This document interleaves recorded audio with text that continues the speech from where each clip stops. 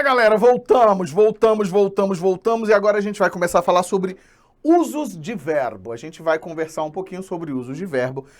E esses usos verbais, eles vão apresentar determinadas construções que a gente erra muito e que por isso são muito cobradas da gente, coisas que são consideradas, vamos dizer, dentro de um princípio da norma culta versus a nossa relação, né? Então, assim, a gente tem... Meu Deus do céu, peraí. Vamos lá conseguir aqui. Vamos conseguir aqui. Não é aqui. Não é aqui. Não é aqui. Não é aqui, não é aqui. Gente, eu não faço ideia de como funciona isso aqui. Então é isso, vamos lá. Tô tentando aqui arrumar um negócio, não funcionou, então eu vou em frente. Que são verbos que a gente costuma errar porque eles são verbos que acabam vindo de outros verbos, né? Então agora a gente vai falar muito de uso mesmo, assim, de forma muito específica, a gente vai conversar um pouquinho sobre esse uso. Vamos lá. A gente começa com o quê? Com um negocinho que a gente diz que são verbos que causam problemas, que costumam causar problemas. O que significa dizer verbos que costumam causar problemas?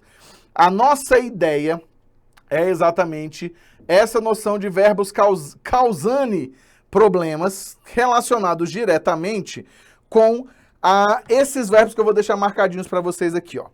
Eu tenho, eles se entreteram, vem do verbo entreter. O que acontece? Eu tenho entre mais ter. Aí você vai pensar o seguinte, se eu estivesse falando com o verbo ter, eu diria, eles terão. Não, eu vou dizer, eles tiveram, certo? Então, se eu vou dizer eles tiveram, automaticamente eu preciso trabalhar com o quê? Eu preciso trabalhar com entreteram, não vai ser entreteram, vai ser entretiveram. Porque você vai olhar para onde? Para o verbo que dará origem ao outro verbo. É como se a gente tivesse o quê? Um verbo dando origem a outro. Então, temos um verbinho dando origem a outro verbinho. Neste caso, então, eu preciso ficar muito atento. Como é que isso costuma ser cobrado? Inclusive, isso aqui foi retirado de algumas questões. Por quê? Acontece com muita frequência a banca jogar assim, assinale a alternativa a seguir em que há utilização incorreta de forma verbal. E aí a gente fica lá assim, meu Deus do céu, né? Assim fica, meu filho, funciona a cabecinha, vamos. E aí ela funciona muitas vezes, mas a ideia é exatamente que você tem que pensar nisso. Eles entretiveram, massa. Porque você precisa localizar, e aí aqui eu tô falando mesmo claramente, ó. Eu vou dizer para vocês verbos que você precisa prestar atenção. Verbo entreter. Você precisa prestar atenção no verbo intervir, que está aqui, ó. Ele interveio. Ele interviu. Vamos lá, ó. É o verbo inter mais... verbo vir. Não é ver de assistir, né? Cuidado, tá? Porque aqui, ó, esse viu não é, você já percebeu que tá errado, ó. Verbo que também costuma ter problemas. Verbo, peraí, deixa eu trocar de cor aqui. O verbo propor, que é pro mais por, certo? Então aqui, ó, propor. E por fim, um verbo que dá muito problema é o verbo precaver, que aí não é vir, né? É ver mesmo, tá? Então, aqui eu tenho, ó, preca, horrível, mais ver, não de vir, ok? Deu para entender? Vamos lá, vamos partir aqui. Se eu tenho interviu, depois que o professor, aí você vai trocar pelo verbo natural dele. Você vai pensar o seguinte, aqui em cima, ó, eles se entreteram, é como se eu dissesse, eles, tira o C, tiveram, certo? Aqui, ó, depois que o professor... veio ou viu. Não, é veio, é do verbo vir. Veio. Quando nós... Aí você vai pensar, por Aí você vai pensar, pusermos. Porque aqui você está trabalhando com o subjuntivo.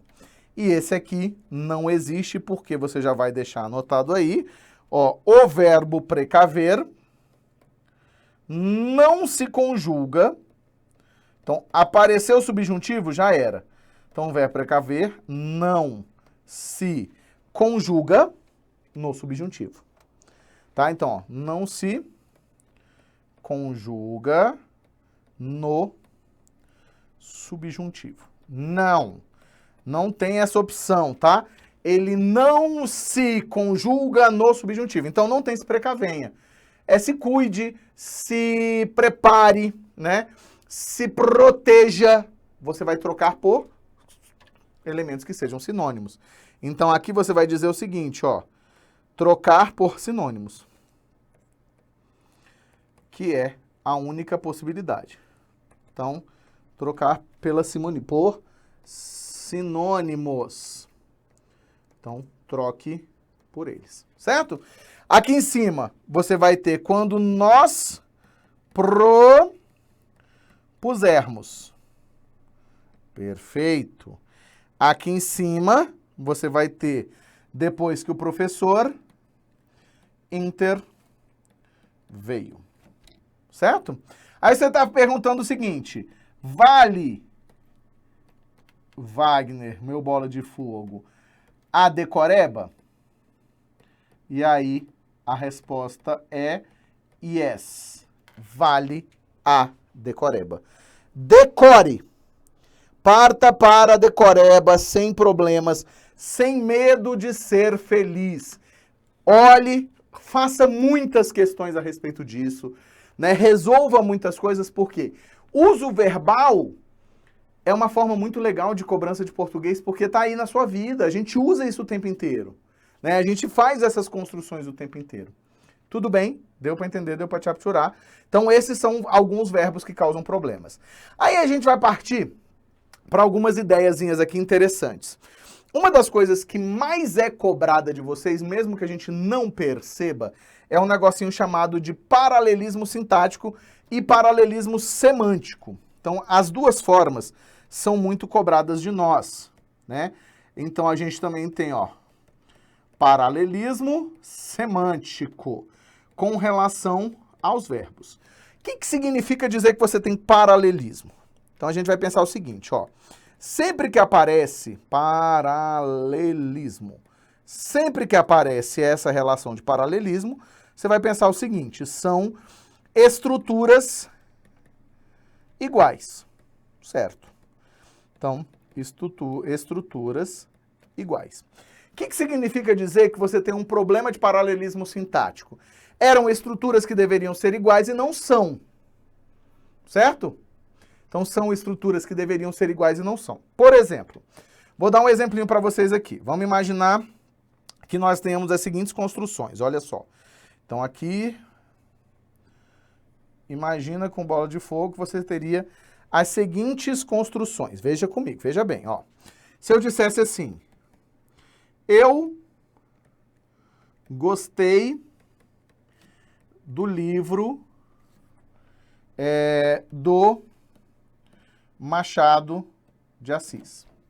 E você diz o seguinte, ó, eu li o livro do Machado de Assis. Deveriam, inclusive, vale muito a pena. Então, ó, eu gostei do livro do Machado de Assis, eu li o livro do Machado de Assis. Beleza.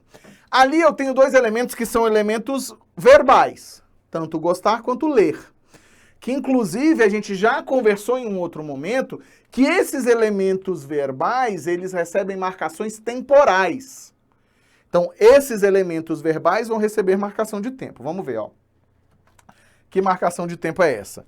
Ou que elementos verbais são esses? Eu tenho o gostar e o ler. Eu não vou muito longe e você vai perceber que essa relação aqui, ó, tem diferença para essa com relação ao verbo. Perfeito. Como assim, Wagner? Vou lembrar você aqui que você já estudou isso um dia, mas vale a pena você pensar o seguinte, ó.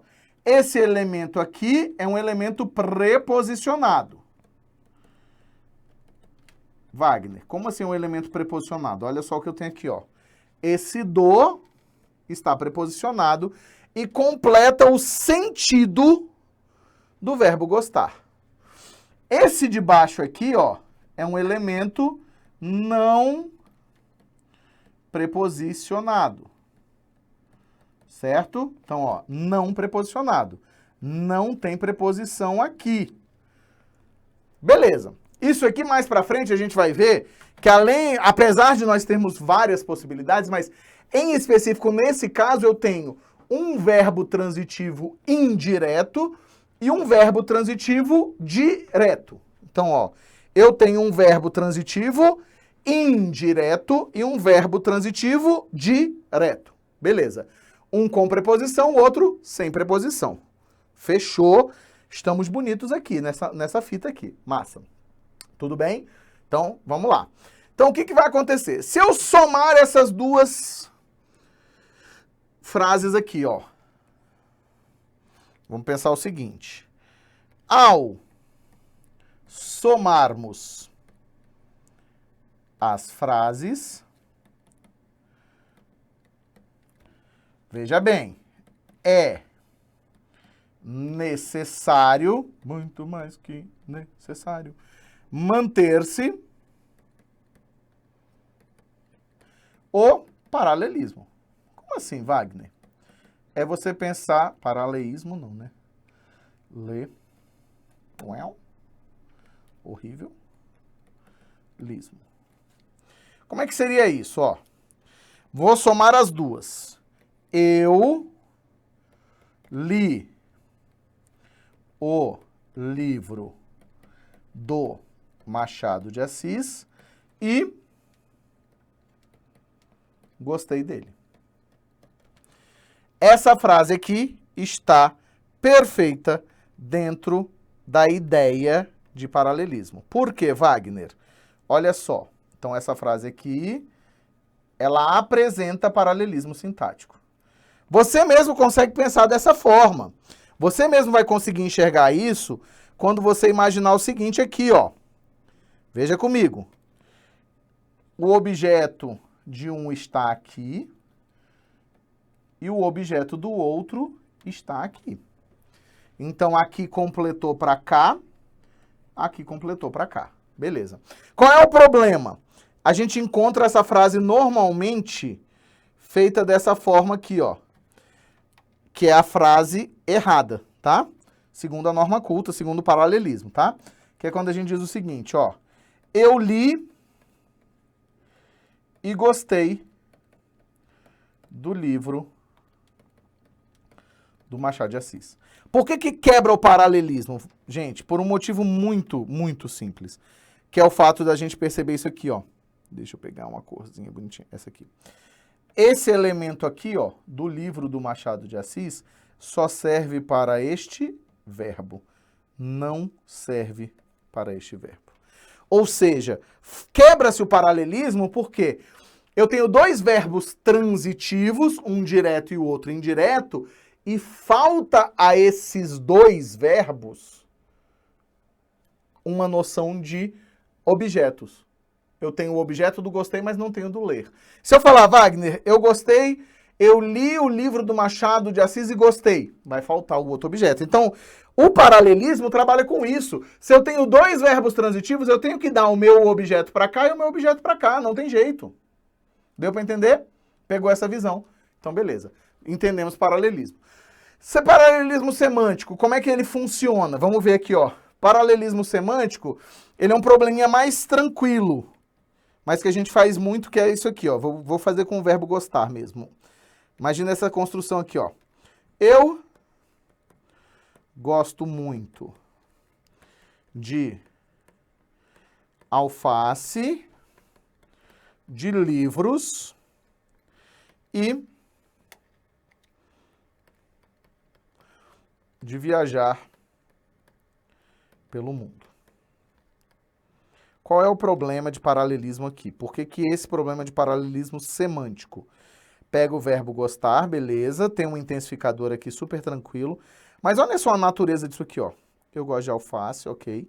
Eu gosto de livros, ok. Aí eu venho e digo o seguinte, ó, e eu gosto de viajar pelo mundo.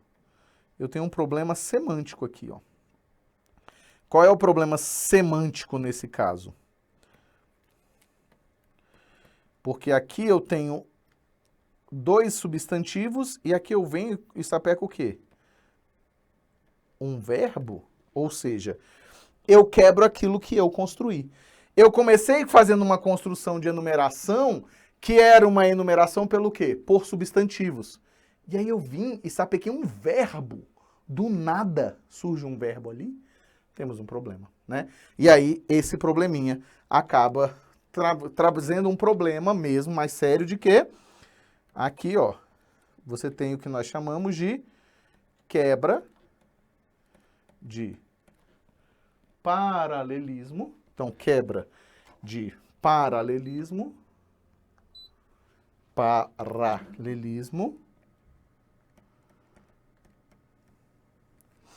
semântico.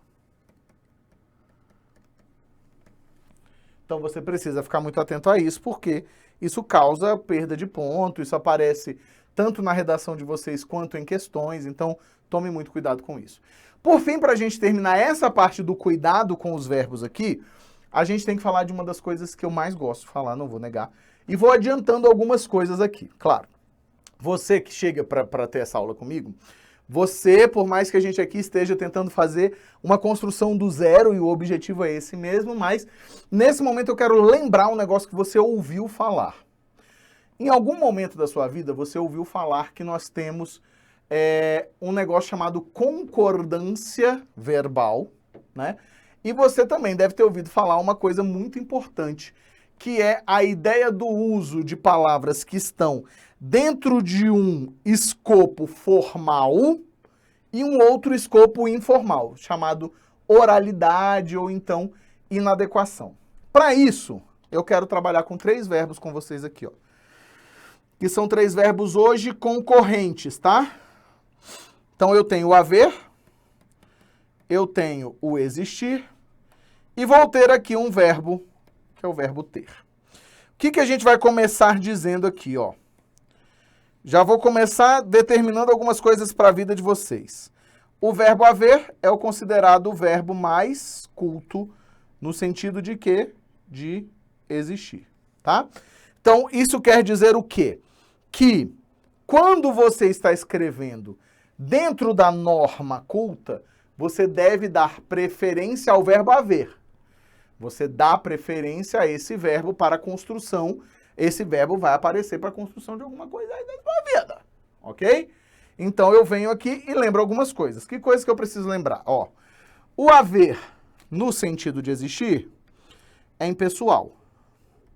Então, ó, é impessoal no sentido de existir. O que significa dizer que ele é impessoal? Ele vai gerar, não se preocupe, a gente vai tratar disso, é uma oração sem sujeito, tá? Então, impessoal é um verbo sem sujeito. Ele não apresentará sujeito. Ok. Aí eu venho aqui e penso o seguinte, ó. Havia muito tempo que... Não, perdão. Havia, que aí ele vira temporal. Muitos alunos assistindo a aula. Então, aqui, ó, a gente percebe que esse haver, ele é um verbo haver no sentido de existir. Você diria, por exemplo, existem muitos alunos assistindo a aula. Beleza. E aí ele é impessoal, ele não apresenta sujeito, por isso que ele vai ficar na terceira pessoa do singular. Eu trabalho isso na hora do sujeito, orações sem sujeito. Eu vou trabalhar bem isso para vocês. Não se preocupem, mas eu queria que você entendesse que o uso do verbo haver é culto. É ele que tem que aparecer na sua redação, tá? É o verbo haver que aparece na sua redação. Ok? Tudo bem? Sem problemas? Então, é o verbo haver que aparece na sua redação. Tranquilo, certo? Só que o que acontece? Como ele tem um comportamento sintático diferente, ele não faz concordância, porque não tem sujeito. E aí, muitas vezes, as pessoas usam o houveram, né?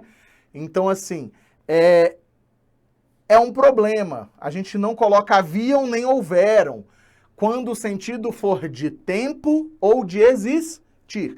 Não se preocupe que a gente vai falar disso na hora do sujeito. Eu mostro quando é que o verbo, e na hora de concordância a gente trabalha muito com o verbo haver, porque é o verbo que é mais cobrado de vocês. Mas o que eu preciso que você entenda? Primeiro, teve sentido de existir, ficará sempre no singular. E é considerado o uso mais culto. Tudo bem? O existir, o que a gente vai entender aqui, ó? Ele é mais ou menos culto. Ele é, assim, uma criatura mais ou menos, tá? Então, ó, mais ou menos culto. E aí a gente vai entender da seguinte forma, ó. É um verbo pessoal. Ou seja, é um verbo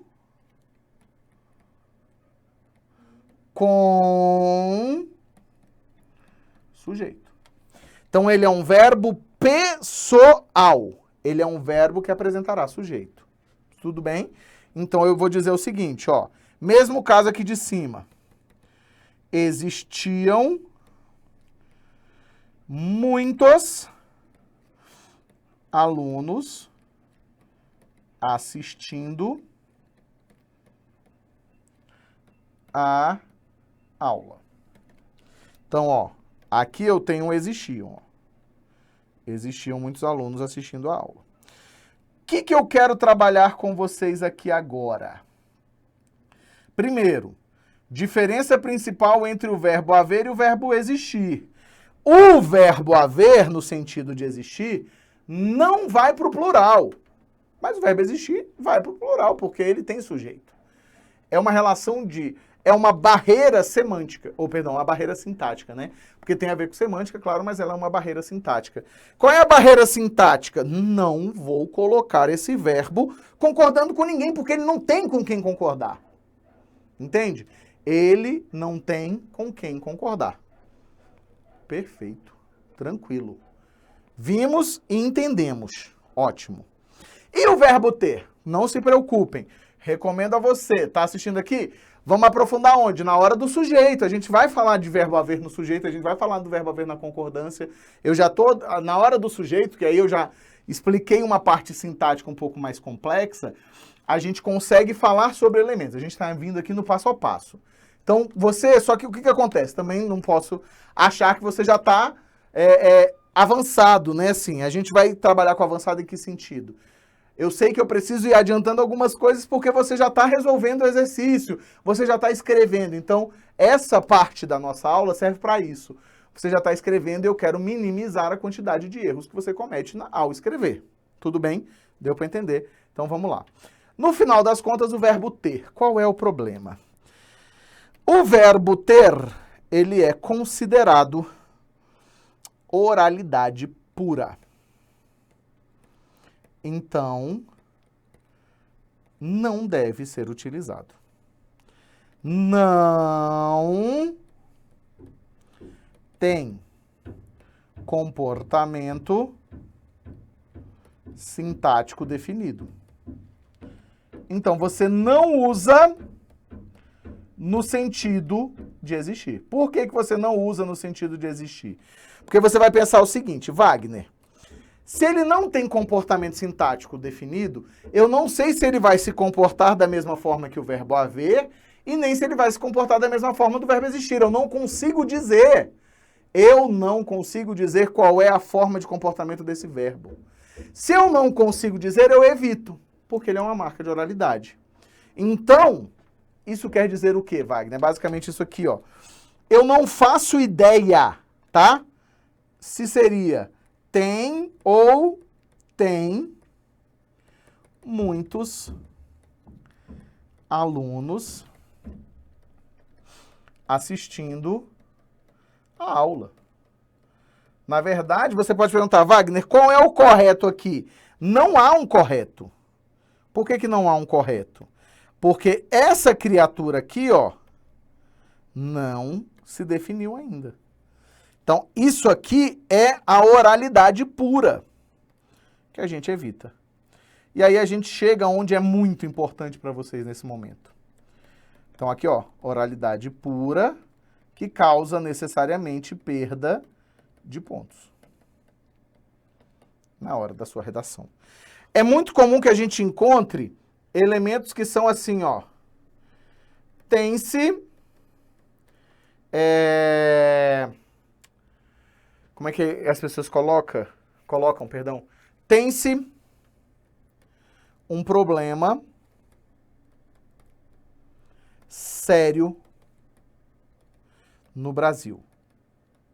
No sentido de existe. Tá, e aí, esse tem-se é marca de oralidade.